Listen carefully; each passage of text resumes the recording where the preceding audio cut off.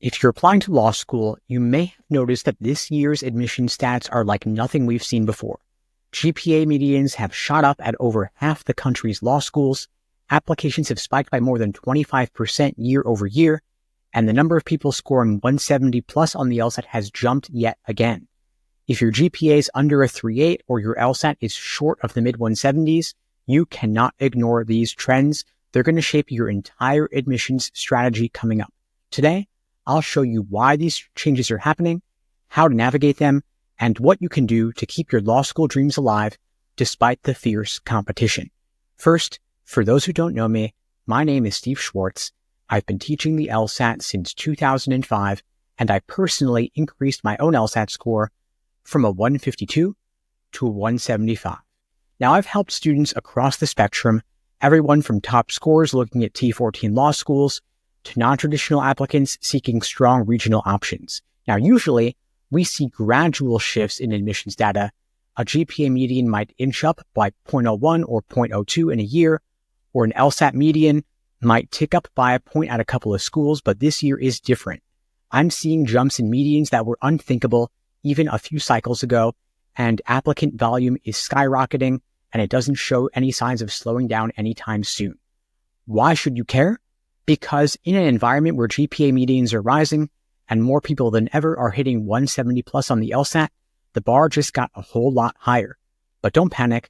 I'm going to walk you through the most crucial steps to take right now. Now let's talk about the GPA explosion. The recent 509 reports from the ABA reveal record high GPA median increases. Every year, they release ABA 509 reports detailing their incoming class stats, but this year's reports show something remarkable. Over 60% of law schools, that's 122 in total, raised their GPA medians. Schools that used to hover around a 3.6 or 3.7 GPA median are now creeping toward a 3.8 GPA median or higher. And a handful of schools reported increases of 0.1 or more at the median, which is massive in a single cycle. In practical terms, what does this mean? If you had a 3.7 last year, you might have been safely above the median at a top 30 school. Now, you could be below the median for that exact same school.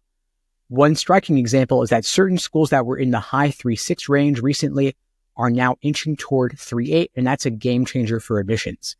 Now, why are GPA medians rising so fast? The number one reason is undergraduate grade inflation. Colleges have become more liberal in giving out A's, so applicants across the board are presenting higher GPAs. Schools are also increasingly competitive. They watch each other's medians closely and they don't want to be left behind.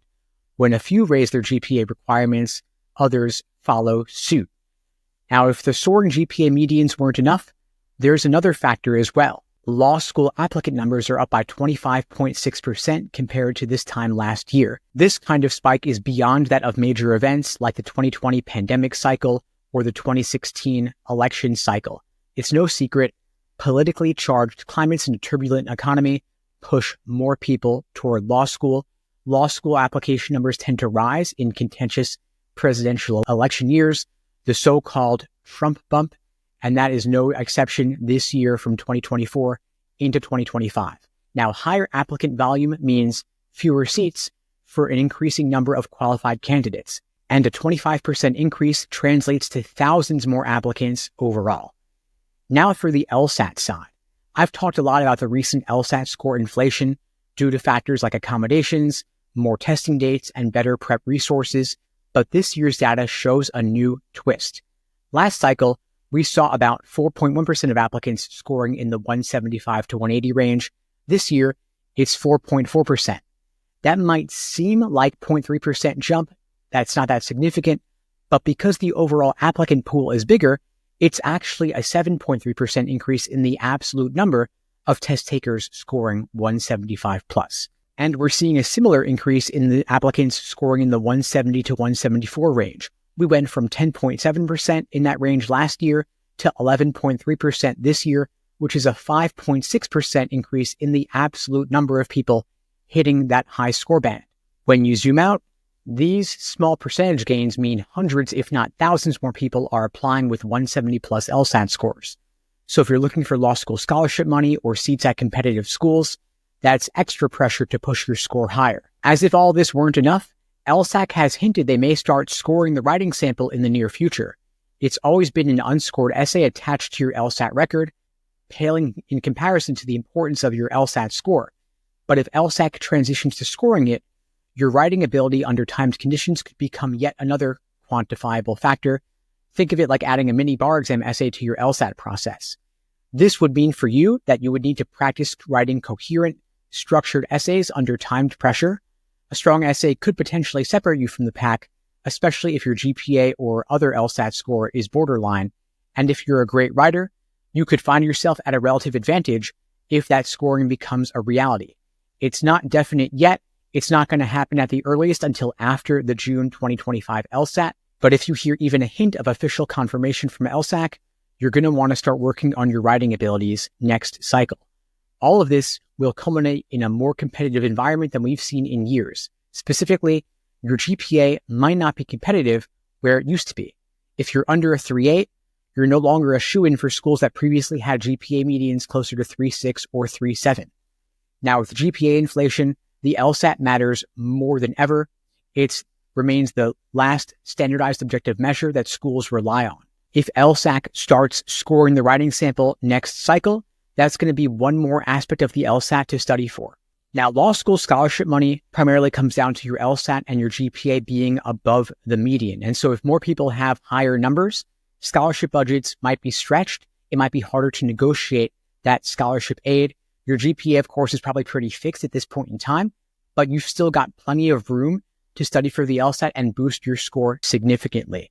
It used to be that scoring a 173 put you in the 99th percentile. Now you've got to get a 175 to be in the 99th percentile. And so for a shot at law school scholarship money, especially if your GPA is below a 3.8, you're going to want to consider setting a higher goal for the LSAT than you initially planned. Maybe consider retaking the LSAT, putting in a bit more work on it to get the highest score possible. Ideally, of course, 170 plus, or even better, 175 plus. Now, if you'd like my help getting ready for the LSAT, getting the highest possible score, my team and I would be glad to help you out. At LSAT Unplugged, we offer live online classes via Zoom, on-demand video courses, small group coaching, and one-on-one coaching. You could check out the links below to find out more and to book a call with me and my team. We'd be glad to help you out. Now, when you're looking at law schools, don't rely on last year's admission stats. Pull up the most recent ABA 509 reports for every school on your list, then recategorize what you consider a reach, a target, or a safety school based on this year's updated medians, not last year's. You want to be using the newest law school admissions data possible. Now, if your GPA is below the new medians, you might want to write an addendum to provide context to explain the lower GPA. Maybe you faced significant challenges in undergrad. If you can, you want to show a clear upward trend or evidence that you took rigorous classes. Law schools will appreciate well-explained stories that reflect resilience, especially when it's combined with a solid LSAT score. Now, don't sell yourself short on the scholarships. Negotiate if you can. The competition, of course, will be fierce, but if you can get a top LSAT score above their medians, schools will still compete for you because they need strong LSAT medians just as much as they need strong GPA medians. And if you get multiple offers, don't be afraid to politely negotiate your scholarship financial aid packages. Also, consider your timing carefully. A lot of folks rush to get their applications in, but if you think an extra month or two of prep could get your LSAT score up higher, even by just a couple of points, it's worth applying a little bit later or even delaying a cycle if you need that time to get your LSAT up.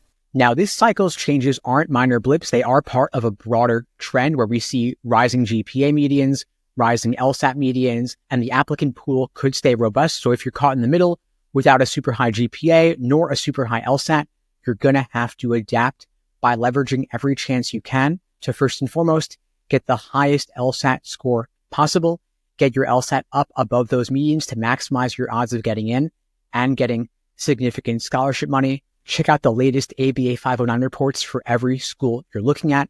And if you'd like my help retaking the LSAT or taking it for the first time, getting the highest score possible, ideally 170 plus, if not 175 plus, you could check out the links below to find out more about how I can help, and you can book a call with me and my team. And in the meantime, I wish you all the best and take care.